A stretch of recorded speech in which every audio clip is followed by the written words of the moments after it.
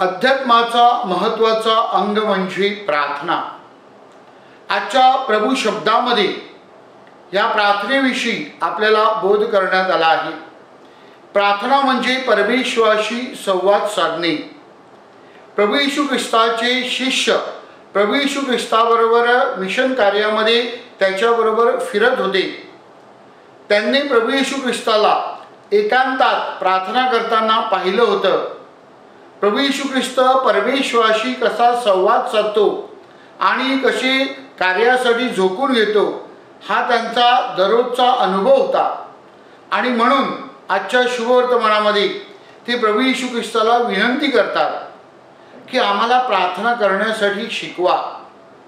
होय माझ्या प्रिय बंधू भगिनींनो, प्रार्थना म्हणजे काय, प्रार्थना कशी करावी, प्रार्थनेमध्ये आपण काय गोष्टी लक्षात ठेवावे याविषयी प्रभू येशू ख्रिस्त आमच्या स्वर्गीय बापा या प्रार्थनेद्वारे आपल्याला एक सुंदर अशी शिकवण आणि नमुना देत आहे। इंग्रजीमध्ये एक शब्द आहे आर्ट, ART। ARTचं जर आपण फुल फॉर्म किंवा स्पष्टीकरण बघितलं तर A stands for adoration, R stands for repentance किंवा रिफ्लेक्शन आणि T stands for transformation. Art म्हणजे कला। प्रार्थना ही एक कला आहे आणि ही कला आपण अवगत केली पाहिजे आणि ती अवगत करण्यासाठी आपण त्यामध्ये सातत्य पाळणे हे फार महत्त्वाचं आहे। आणि आजच्या शुभवर्तमानामध्ये आणि पहिल्या वाचनामध्ये आपल्याला प्रार्थनेमध्ये कशी सातत्य असावी याविषयी आपल्याला बोध केलेला आहे। आपण म्हणजेच ॲडोरेशनचा जेव्हा विचार करतो तेव्हा आमच्या स्वर्गीय बापा या प्रार्थनेद्वारे प्रभू येशू ख्रिस्त आपल्याला आठवण करून देतो की प्रथम आपण परमेश्वराची आराधना केली पाहिजे। परमेश्वर जो या सृष्टीचा निर्माता आहे त्याला आपण उंचावलं पाहिजे आणि जेव्हा आपण परमेश्वराला धन्यवाद देतो, परमेश्वराची स्तुती करतो, त्याची आराधना करतो तेव्हा आपण परमेश्वराला शरण येतो आणि परमेश्वराला शरण आल्यानंतर आपण निश्चितच परमेश्वराचा गौरव करतो। दुसरा शब्द आर म्हणजे रिपेंटन्स किंवा रिफ्लेक्शन। रिपेंटन्स म्हणजे पश्चाताप, ज्याला इंग्रजीमध्ये कंट्रिशन म्हणजेच आपल्या पापाबद्दल आपण कबुली देणे आणि ती पापं पुन्हा न करण्याचा निश्चय करणे। हे जेव्हा आपण करतो आणि परमेश्वराच्या अद्भुत कार्याची आपण निर्मितीवर चिंतन करतो तेव्हा निश्चितच आपण किती नगण्य आहोत, आपण किती छोटे आहोत आणि परमेश्वर किती महान आहे याचा अनुभव आपल्याला येतो। आणि मग पश्चातापी अंतःकरणाने आपली पावलं ही परिवर्तनासाठी ट्रान्सफॉर्मेशन त्याकडे वळत असतात।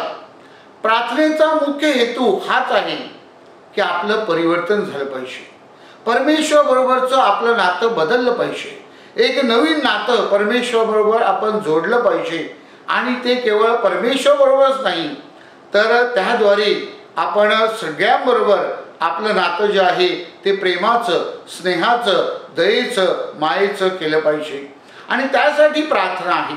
आणि म्हणून प्रार्थनेचं महत्त्व समजून घेत असताना आपण ह्याकडे लक्ष दिलं पाहिजे की प्रार्थना एक आर्ट किंवा प्रार्थना एक act, adoration, contrition and transformation, adoration, reflection or repentance and transformation ही एक कृती किंवा ती एक कला। ह्या दोघांकडे पाहिल्यानंतर आपण प्रार्थनेमध्ये परमेश्वराकडे आपण जेव्हा येतो तेव्हा आपलं परिवर्तन कसं होईल आणि त्याद्वारे आपल्याला दुसऱ्यांबरोबर कसं चांगल्या पद्धतीने वावरता येईल त्याकडे लक्ष दिलं पाहिजे। माझ्या प्रिय बंधू भगिनींनो, आज आपल्या अध्यात्मामध्ये प्रार्थनेविषयी अनेक गैरसोयी किंवा गैरसमज आपल्याला पाहायला मिळतात। बऱ्याचशा वेळेला लोक प्रार्थना संघामध्ये जेव्हा जातात तेव्हा त्यांच्याविषयी काही चुकीच्या समजुती आपल्या पुढे येतात किंवा आपण पाहतो की लोक इथे तिथे प्रार्थनेला जातात। प्रिय बंधू भगिनींनो, प्रार्थनेचं महत्त्व लक्षात घेताना आज प्रभू येशू ख्रिस्त देव शब्दाद्वारे आपल्याला बोध करत आहे की ज्याप्रमाणे अब्रामाने परमेश्वराकडे विनंती केली, अब्रामाने परमेश्वराकडे याचना केली आणि परमेश्वराने अब्रामाची विनंती ऐकली, त्याचप्रमाणे आपण श्रद्धेमध्ये इतके मुळावलं पाहिजेत की आपण परमेश्वराला आपलं अंतःकरण काय आहे किंवा दुसऱ्यांच्या प्रती आपल्या भावना काय आहेत त्या सांगू शकले पाहिजेत आणि परमेश्वराची इच्छा जाणून घेऊन त्यानुसार आपण जीवन जगलं पाहिजे. आजच्या शुभवर्तमानामध्ये प्रभू येशू ख्रिस्त आपल्याला सुंदर असा दाखला देत आहे आणि त्या दाखल्याद्वारे प्रार्थनेमध्ये आपण कशी सातत्य ठेवली पाहिजे, प्रार्थनेमध्ये आपण आपलं स्वतःचं कसं परिवर्तन केलं पाहिजे आणि प्रार्थनेद्वारे आपण परमेश्वराच्या कृपेचा, दयेचा कसा अनुभव घेतला पाहिजे यामध्ये आपल्याला मार्गदर्शन केलं आहे.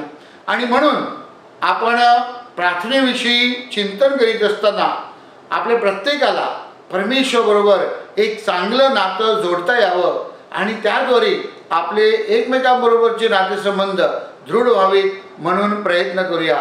प्रार्थना ही केवळ एक वेळची कृती नसून त्यामध्ये सातत्य असणे आणि ती कला जी आहे ती कला आपल्याला अवगत करता यावी म्हणून सतत प्रार्थना करण्यासाठी आपण तत्पर असावे ही संत पौलची आपल्याला शिकवण आहे. शेवटी अध्यात्मामध्ये दृढ होण्यासाठी आणि खरं अध्यात्म समजून घेण्यासाठी आपण प्रार्थना करावी, प्रार्थनेमध्ये मुळावे आणि प्रार्थनेद्वारे आपलं परिवर्तन करावं म्हणून आजच्या दिवशी विशेष प्रार्थना करूया.